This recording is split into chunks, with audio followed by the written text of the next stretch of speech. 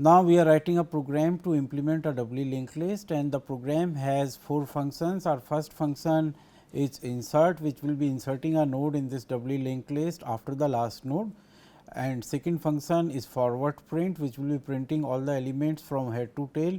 Third function is a reverse print, which will be printing all the elements from tail to head, and fourth function is a delete node, which will be where user will be inputting a key. We will search for that key in our doubly linked list, and if that key is found, then we will be deleting that node, and then we will be updating our linked list after deleting that node. So, these are 4 functions in our program. So, let us start with it. First of all, we are defining a node type, and we are defining a node type. This node type is having 3 fields. First is an address field previous, which is an address of similar node type. Then there is one info field, which is an integer, and third field is the next field, which is also an address of type node type. So, this is having 2 address fields and 1 data field.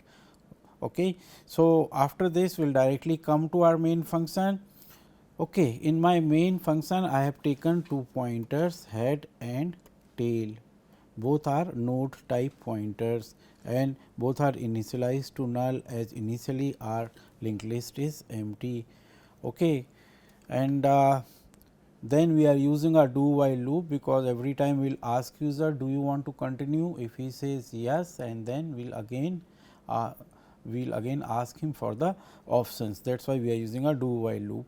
So, this is menu. Our option number 1 is to insert, option number 2 is to print from head to tail, option number 3 is to print from tail to head, option number 4 is for searching a key, and if it is found, then for deleting that particular node from that link, from our linked list. So, these are 4 options.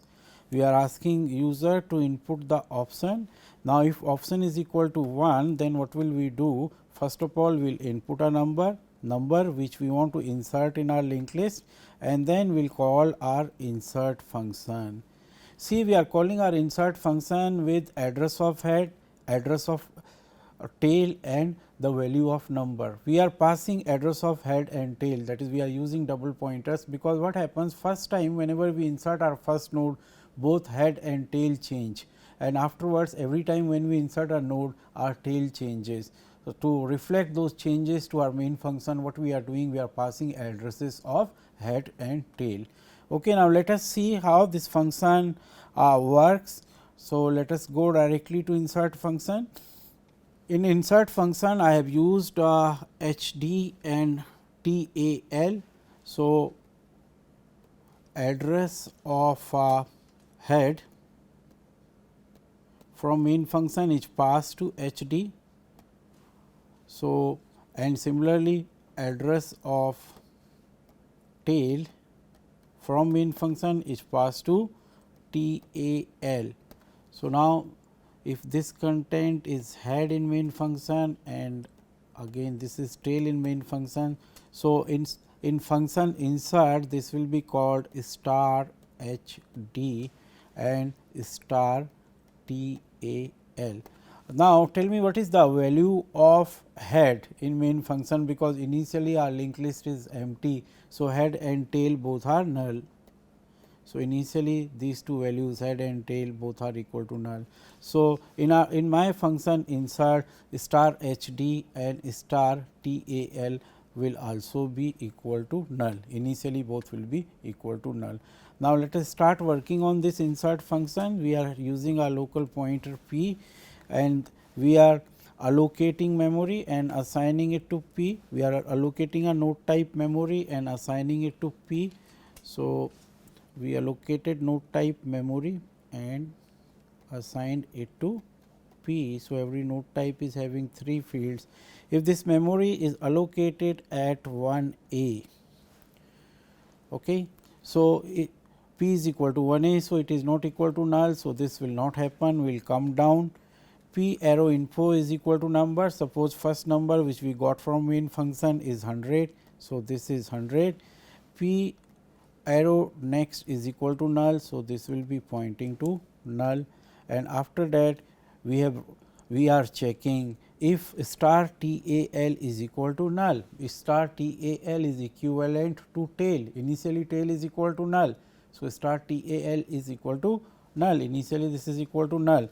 So, if this is equal to null, this is for first time, it means if we are inserting our first node, then what happens, star TAL and star HD both start pointing at P. If I say star TAL and star SD both are pointing to P, so both become equal to 1 A. So, now I should update my diagram, now both have become equal to 1 A.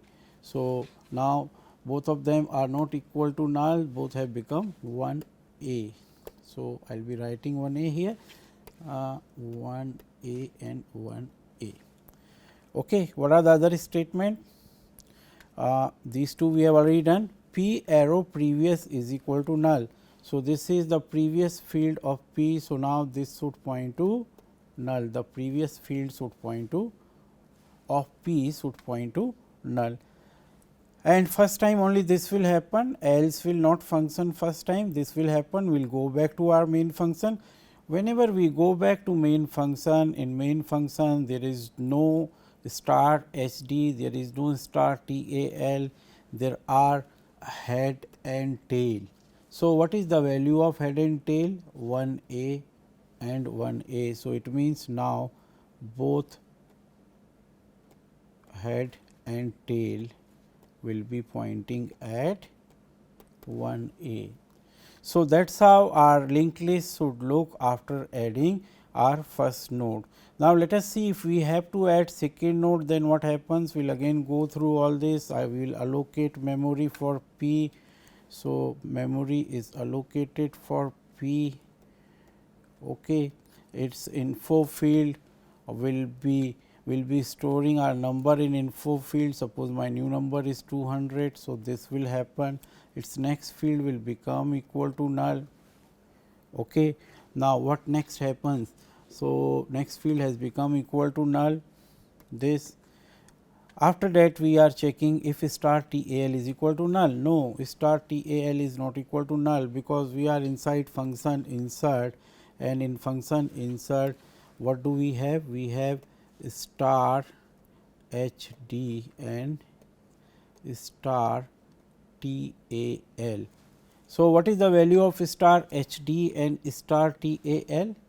Both are 1 A. So, star TAL is not equal to null. So, if star TAL is equal to null, then this happens, it is not equal to null. So, we will go down, we will write star TAL arrow next is equal to P. So, its next field will now point to P, earlier it was pointing to null. So, now it will point to P.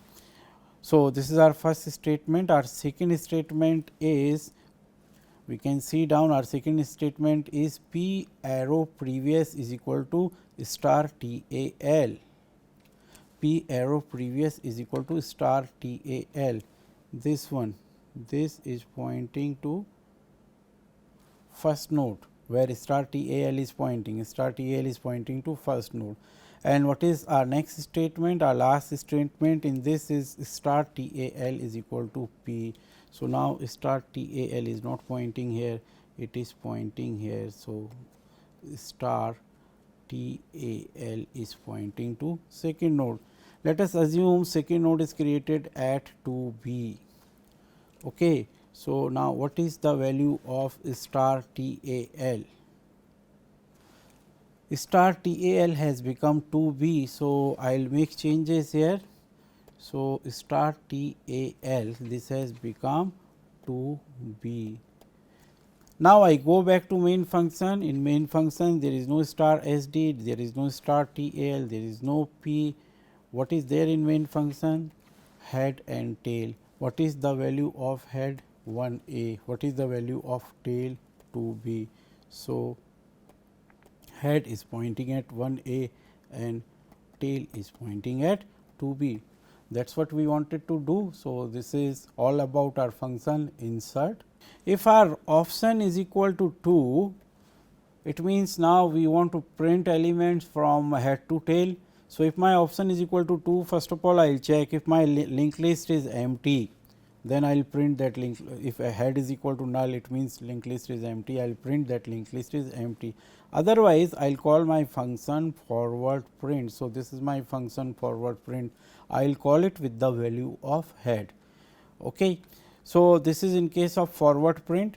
So, if I am printing in forward direction, I will call forward print with value of head. Now, let us see what forward print does. Forward print is quite simple. Okay, it is just working like we have done in a single linked list. So, we have passed value of head. So, here we are having a pointer h d. So, value of head will be passed to h d. So, h d will be equal to value of head. So, we are just first of all writing that contents of the linked list are, while S d is not equal to null, because first time S d will be pointing to the address of first node. So, it is not equal to null. So, what we are doing, we are printing S d arrow info. So, we are printing the info field of first node, and after that we are updating, we are writing S d is equal to S d next. So, now it goes to the second node. So, second time will be print the contents of second node, then S d is equal to S d next. So, it will go to third node. Okay. So, and so on, and finally, it will go to null. Whenever S d is becoming equal to null, will come out of this loop. Okay. So, this is quite simple. Our updation statement is h d is equal to h d next. Okay. So, this happened when my option was equal to 2. Now, what happens if my option is equal to 3? If my option is equal to 3, then I print my linked list in reverse direction. So, if my option is equal to 3, so now I have to print from tail to head. So, first of all I will check tail. If tail is already equal to null, it means there is no element, linked list is empty. Otherwise, I will call my function reverse print with value of tail. Now, let us see quickly what our reverse print does. Reverse print will be printing elements from tail to head. So, reverse print is like this. So, value of tail has been passed to T A L, okay. And same thing we have written, while T A L is not equal to null, we have printed T A L arrow info. So, it means we have printed info field of the last node. Now, we have to come to the second last node. So, we will be writing T A L is equal to T A L arrow previous. So, now we will come to second last node, we will print its information, then we will come to third last node, and see finally, what will happen, T A L will become equal to null, and whenever T A L is equal to null, then what we are doing, because after printing first node, we started from the last node, second last node, and so on first node. After printing first node, T A L will become, see the previous field of first node. So, it will become equal to null, and then will come out of this loop. So, that is how our reverse print function works. Okay. See, if our option is equal to 4, then what are we doing? First of all, we are asking user to input a key. So, user will be inputting a key, and then we will be searching for that key in nodes of our linked list, and if the key is found, then what we have to do? We have to delete that particular node. We have to update our linked list by deleting that particular node. So, what may happen? You may find key in first node. If you find key in first node, then what happens? Head changes. If you find key in last node, then what happens? Tail changes. Otherwise, both remain same, but there are chances that head or tail may change. That is why what I am doing? I am passing address of head, address of tail, and value of key. So, I am using double pointer for passing the address of head and address of tail. Now, let us see how this function works. This is a function which will search for a key in our doubly linked list, and if key is found in any node, then that node will be deleted and linked list will be updated, and if key is not found in our entire linked list, then we will be displaying a message that key is not found. Okay. So, what we have done? We have taken a pointer temp. In fact, what we will do through this while loop, will be scanning this entire linked list, and if key is present in this linked list, then we will position temp to that node where key is present. Otherwise, if key is not present in this linked list, then what will happen? See, temp arrow info is not equal to key and temp arrow next will become equal to null. So, if key is not present, then temp will reach here. Suppose we are searching for 500, 500 is not present. So, first of all we started matching here, then we updated to 200, now we have reached here. Now, temp info, that is 300 is not equal to 500. So, this is okay, temp arrow info is not equal to key, but temp arrow next is has become equal to null. So, this condition is not satisfied. So, if first is satisfied and second is not satisfied, it means we are not able to find key in our doubly linked list. Okay. And if both are satisfied, if first and second both conditions are satisfied, then we update every time we increment the value of temp and we increment the value of our location counter also. There are only two ways of coming out of the loop. First one is that we are able to find the key, it means temp arrow info has become equal to key, and second one is that see, we are not able to find the key, but temp arrow next has become equal to null. Okay. We are not able to find the key, it means temp arrow info is not equal to key, but temp arrow next has become equal to null. So, these are two ways of coming out of it. Okay. So, first of all we are addressing the first one, if temp arrow next is equal to null, but temp arrow info is not equal to key.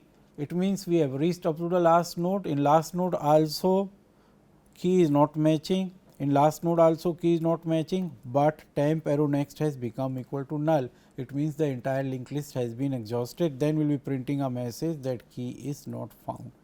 Okay. Otherwise means key is found. Okay. So, otherwise key is found. So, we are first of all we are printing the location of the key where key is found, and then we will be taking up various conditions. Okay. What is our first condition? If key is found, key may be present in first node. So, if key is present in first node, then temp will stop at first node only, will not enter inside the loop, temp will be equal to star HT. Okay. So, if key is found at first node, then we don't enter inside the loop. So, temp is equal to star HT, and see what happens, we will have to delete first node now. So, star HD will become star HD next, and star and second node's previous field. Okay. First, my first statement will be star HD is equal to star HD next. Now, second statement will be star HD previous is equal to null, because when there was first node. So, second node's previous field was pointing to first node. Now, when there is no first node, so second node's previous field will be pointing to null. So, this is the condition when key is found at location number 1. Now, if key is found at the last location. Okay. So, if key is found at the last location, then what will happen? If key is found at the last location, so temp will become equal to star TAL. Okay. So, now what we have to do? We have to delete the last node. So, now star TAL will become star TAL arrow previous, and now star TAL, that is second last node's next field will start pointing to null. So, now the second statement will be star TAL next field will be pointing to null, that is what we have written. So, this covers when key is found at the last node, and this is the code if key is found in some say node which is not first node or last node, it means key is found says inside the linked list. Okay. So, then these two statements are there. Suppose key is found at temp node. So, now what we have to do? We have to delete temp node. So, what happens? Temp arrow previous.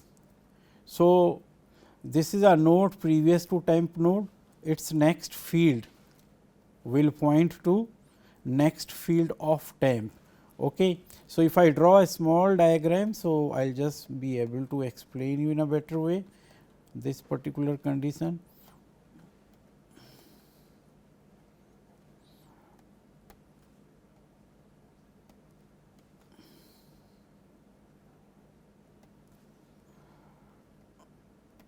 Suppose this is the case and key is found at this particular node. So, temp is pointing here. So, what are our statements? I have written temp arrow previous, this means this node, its next field, this field will be pointing at next field of temp, this is temp, this is next field of temp. So, now this will start pointing here. After that temp arrow next, this is temp arrow next, its previous field of temp arrow next, this will point at temp arrow previous. So, this will start pointing to this node. Okay. So, what I have done? I have written the previous field of temp arrow next starts pointing to previous field of temp. Okay. So, in this way what we have done, we have bypassed this particular node, okay. Its previous node has started, next field of previous node has started pointing to next field of temp, and previous fields of next field of temp, previous field of temp next has started pointing to temp previous. Okay. So, in all these cases, whenever key is found, then finally what we are doing, we are deleting temp. Okay. That is how this delete key function, delete node function will work. Okay. Now, let us run this program. So, if I have to insert node, then I will be entering option 1. So, it is asking for options, I want to insert node. So, I will be option is 1, my first number is 100, do you want to continue? Yes. Enter the option again 1, my second number is 200, do you want to continue? Yes. Enter option 1, enter the number in the linked list, third number is 300, do you want to continue? Yes. Enter option 2, it means I want to display elements from head to tail. So, the contents from head to tail are 100, 200 and 300. Do you want to continue? Yes. Suppose I want to display from tail to head. So, option is equal to 3. So, tail to head 300, 200 and 100. Do you want to continue? Yes. Now, I am entering option 4. Okay, I want to search for a number 200. Key 200 is found in node 2. Okay. So, now I will just like to see the linked list, because now what the middle node which was having 200 must have been deleted. So, let us see the contents of linked list. So, I am entering option 2. So, now contents of the linked list from head to tail are 100 and 300, it means the middle node is deleted. Do you want to continue? Yes. Now, what I want to do? I want to search for a number. So, option is 4. Suppose my number is 500, you know 500 is not present in my linked list. Now, this says key is not found. Okay. So, that is how you will be running your program with various options.